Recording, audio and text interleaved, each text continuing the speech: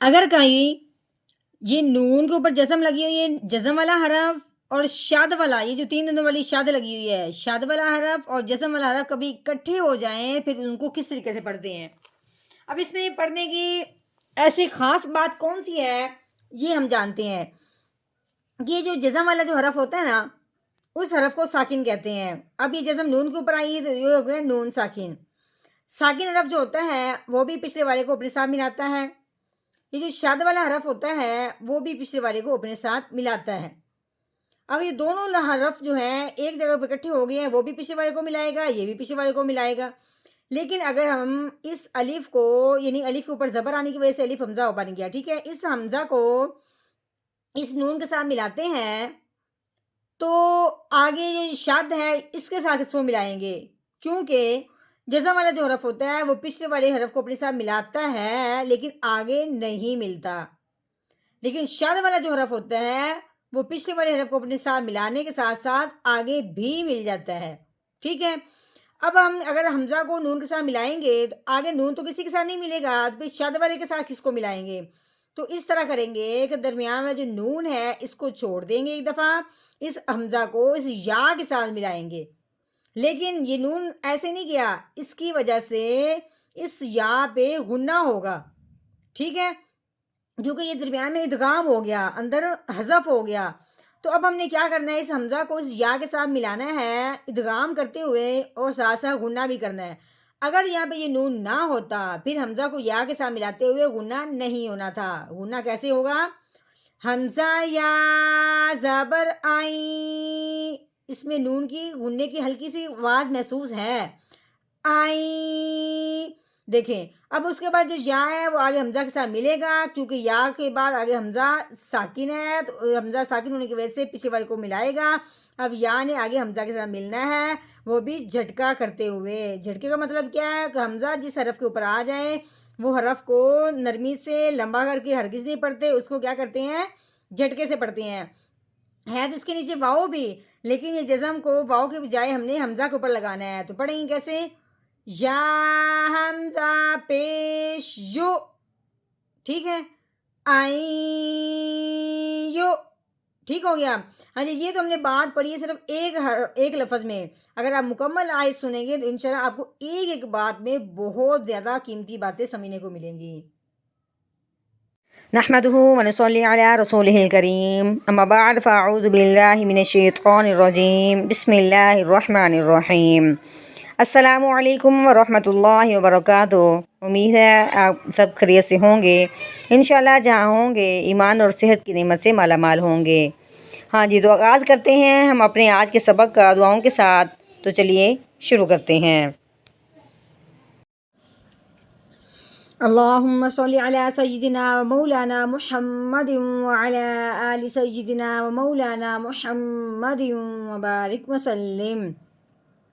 رب اشرح لی صدری ویسر لی امری واحلل عقدۃ من لسانی یفقہوا قولی۔ رب زدنا علما، رب زدنا علما، رب زدنا علما۔ اعوذ باللہ من الشیطان الرجیم، بسم اللہ الرحمن الرحیم۔ ہاں جی، یہ دیکھنے میں تو نظر آ رہا ہے کہ یہ الف ہے۔ الف کے اوپر کیا لگی ہوئی ہے؟ زبر۔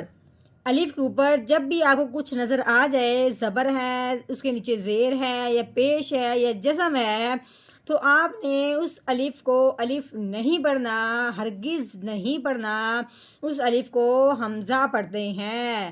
الف کے اوپر زبر زیر پیش آنے کی وجہ سے اس الف کو کیا پڑھتے ہیں؟ حمزہ پڑھتے ہیں، ٹھیک ہے۔ ہاں جی، آگے دیکھیں، پہلے آگے نون ہے، نون کے اوپر لگی ہوئی ہے جزم، تو نون ہو گیا ساکن۔ اس سے آگے دیکھتے ہیں یا ہے، یا کے اوپر 3 دندوں والی شد لگی ہوئی ہے، یا ہو گیا مشدد۔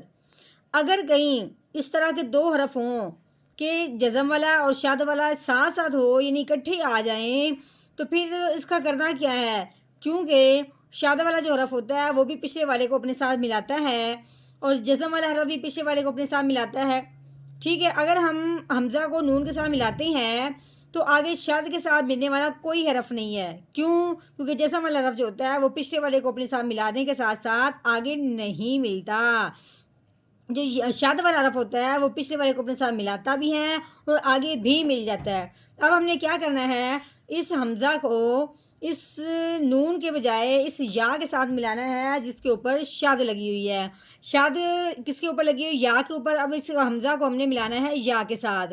تو اب درمیان میں آگے نون ساکن، نون ساکن درمیان میں ہو، آگے یا ہو شد والی، پھر حمزہ کو یا کے ساتھ ملاتے ہوئے اس پہ غنہ کرتے ہیں. کیا کرتے ہیں؟ غنہ کرتے ہیں. تو کیسے پڑھیں گے؟ حمزہ یا،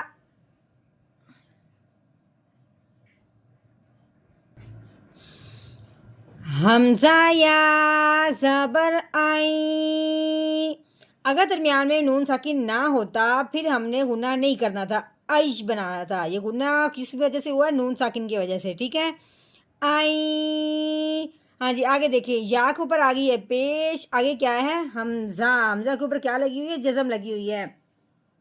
حمزہ کے اوپر جزم آنے کی وجہ سے حمزہ ہو گیا ساکن. اب ہم نے کیا کرنا ہے؟ حمزہ نے جزم اوپر آنے کی وجہ سے، حمزہ ساکن ہونے کی وجہ سے وہ پیچھے والے کو اپنے ساتھ ملائے گا.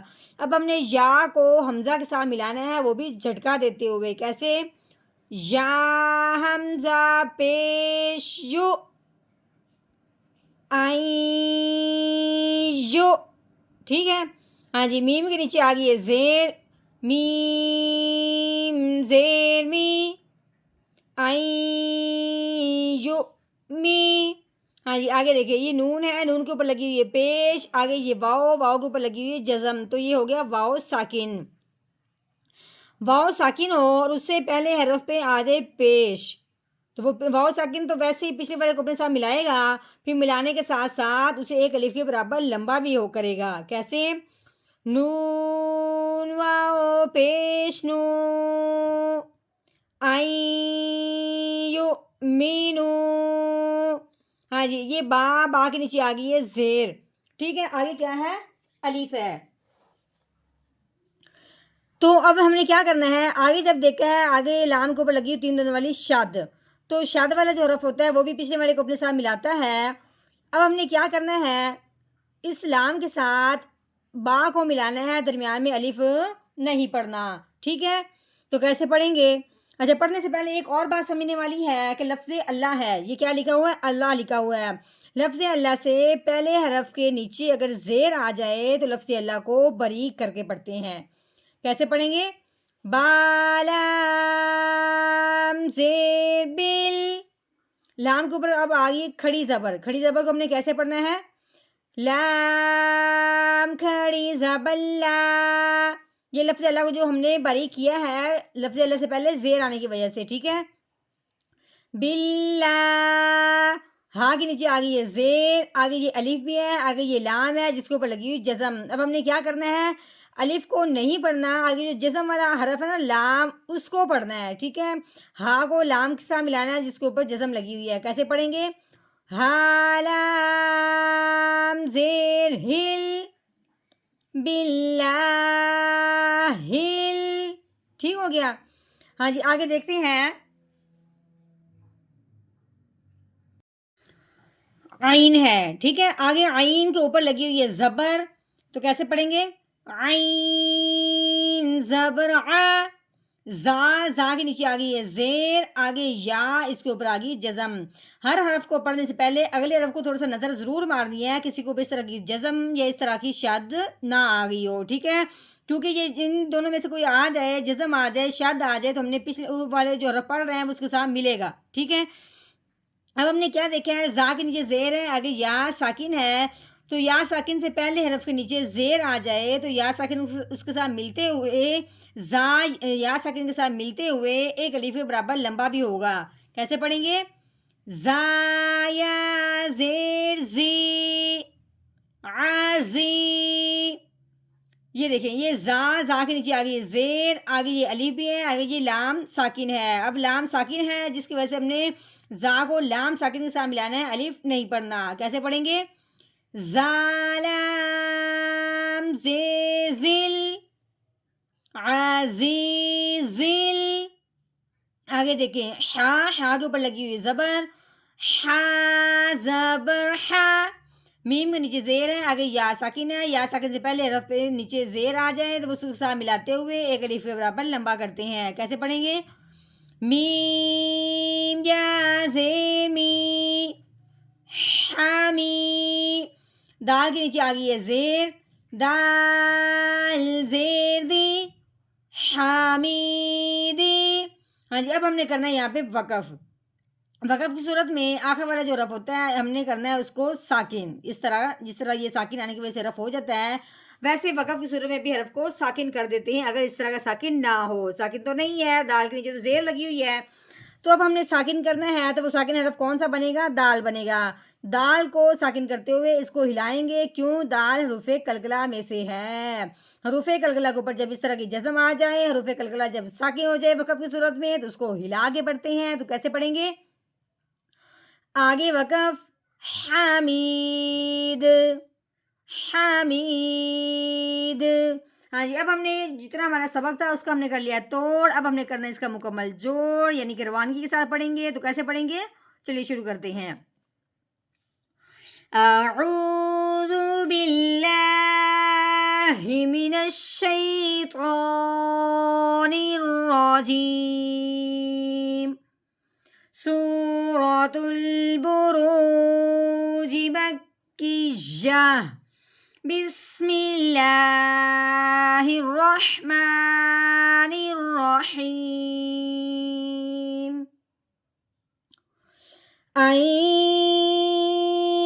یؤمنوا باللہ العزیز الحمید.